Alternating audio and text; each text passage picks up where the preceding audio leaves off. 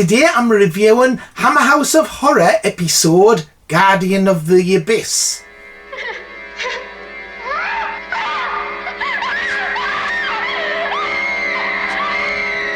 Hammer House of Horror Guardian of the Abyss was broadcast in 1980. It's the 10th story out of 13 that they made. It was directed by Don Sharp and written by David Fisher.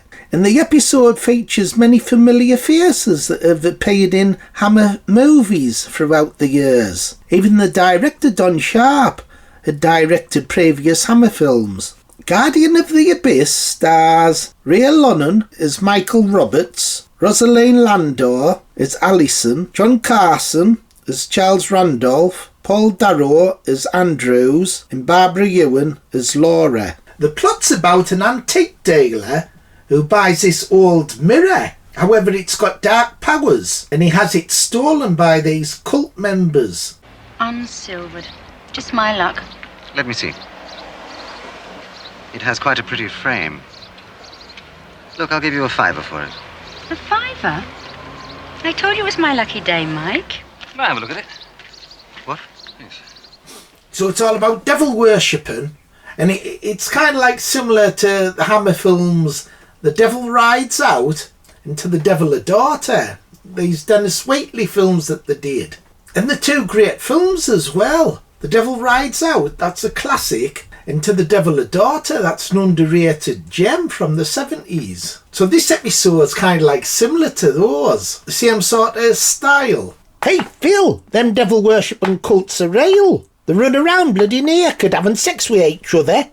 We'll have to join a fucker. And the ending's a little bit like The Wicker Man, about someone getting betrayed. So this episode has an amazing cast with lots of connections to Hammer films. Rosalind Landor, who plays Alison, it's clever casting that, because she was the little girl in The Devil Rides Out from 1968. A little girl called Peggy. So it's really clever casting that they had her in this episode.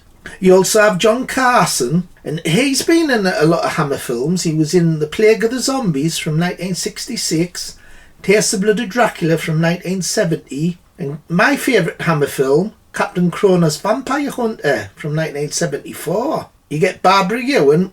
She was in Dracula's Risen from the Grave from 1968, playing Xena. And you even get Paul Darrow, who's in this story, and he's in quite a bit as well. He's of course famous for playing Avon in Blake 7, so he was really popular at the time. Also the director, he did a couple of Hammer films. He directed The Kiss of the Vampire from 1963 and Rasputin the Bad Monk from 1966. So all this clever casting, and it created a great episode. Right from the beginning you see this girl looking in this mirror, and she says something that makes her go crazy. She bangs her head against the wall.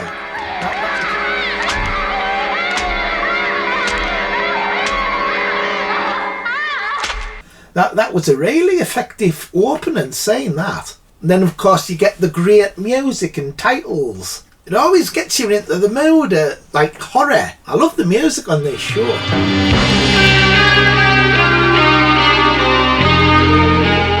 Like a lot of these episodes in Hammer House of Horror, although it's like lasts for 50 minutes, it could have been extended to a film. It was so good, lots going on.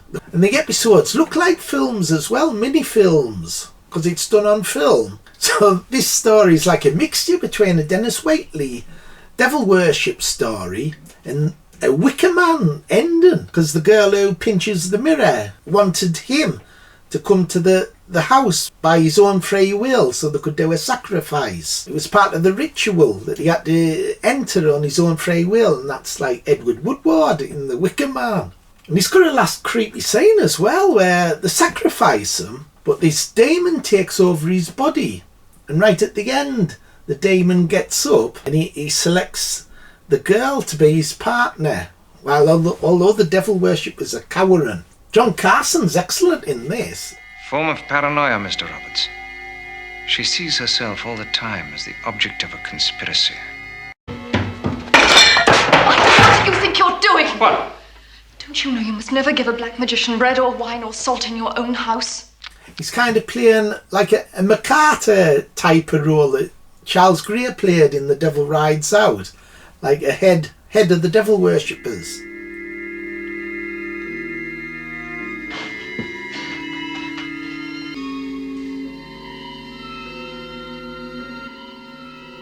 Eh, the silly bugger playing with bloody two dolls, a bloody male and a female. It's a wonder he didn't give the bloody male a bloody big tail.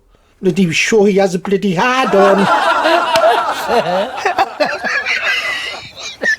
What the hell was that? Does have a few faults though. Some of the sets are a bit cramped and small looking, especially the final set where they're sacrificing people, whereas if it was a feature film it would have been a bigger room. And there's a bit day to night footage too. It's too bright in places and too dark in places. But it does hit the sweet spot for me, where there's enough horror and atmosphere to the story without it being over the top like modern shows. And it's got good pacing as well. It's not afraid to have moments where nothing happens but it creates tension. I like that. Sometimes you don't need action all the time. And devil worshipping, all these cults, these satanic cults, the reason why they're so creepy is they actually exist, amazingly enough. Hey, Phil! I've heard that all these bloody elites join these bloody cults. They go to private bloody islands and perform bloody blood rituals and other bloody things. Can with bloody underage lasses. Yes, Bones, I've heard that too. Lots of famous folk do it. So, although I'm not suggesting that there's like magical powers that they have, they do believe in what they're doing. So there is cults. So I think this was one of the better episodes. So out of 10, what would I give it? I think I'd give it 9. 9 out of 10. I do think Bones do like it. I thought it was excellent, Phil. Top marks. Okay, everybody, bye. See you next time. Like, subscribe and share. Bye. Bye.